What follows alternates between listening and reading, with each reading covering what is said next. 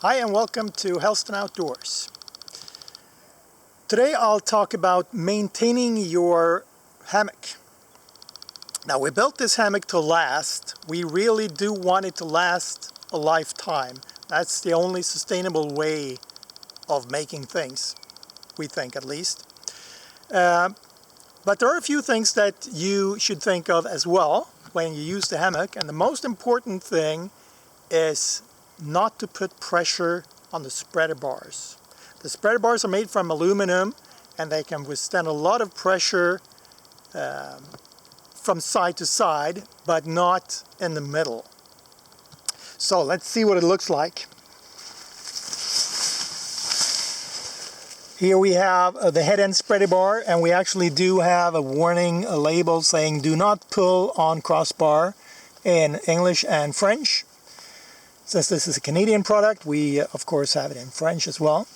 So do not pull, if you're inside the hammock, do not pull yourself up against this. Also, if you want to sit up, don't sit up and lean backwards here, because that puts all your body weight on the spreader bar. And this is basically the only thing that has broken for our customers. The head end spreader bar. Nobody ever broke the foot end spreader bar, but because of how you behave inside here, if you pull yourself up, or if you sit up and you put a lot of pressure leaning back on the head end spreader bar, that's when it can break. If it does, it can be replaced, no problem, but of course we don't want things to break. So that's really the only thing you can do, apart of course from setting up the hammock too close to the fire and getting sparks, burn a hole in the tent.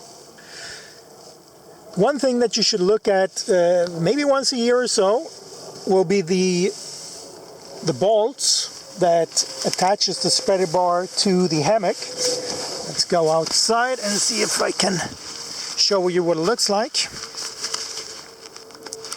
Here it is. So that's the bolt there. When you use the hammock, you may turn the spreader bar around a few times, and this bolt can be unscrewed. Never happened to me, but once or twice a year I just go through the 4 bolts and I make sure that they are tight. It takes a couple of seconds per bolt. And that's really the only thing when you're using the hammock. Of course, you should look at the suspension webbing as well and see that it's not fraying. It can of course happen with friction against the trees that you get fraying. So you should see and look, make sure that it's good. It can be replaced separately. Now, apart from not leaning on the spreader bar, the most important thing is don't store it wet.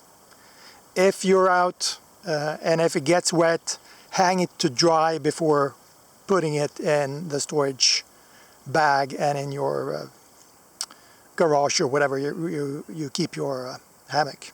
Of course, when you're out camping, you can't wait for the rain to stop if you're going somewhere. Of course, you have to store it wet. But when you get home, make sure it dries. And even if it hasn't been raining when you're out, chances are that it's a little bit moist from the air you breathe when you're inside of it, or just the humidity in the air.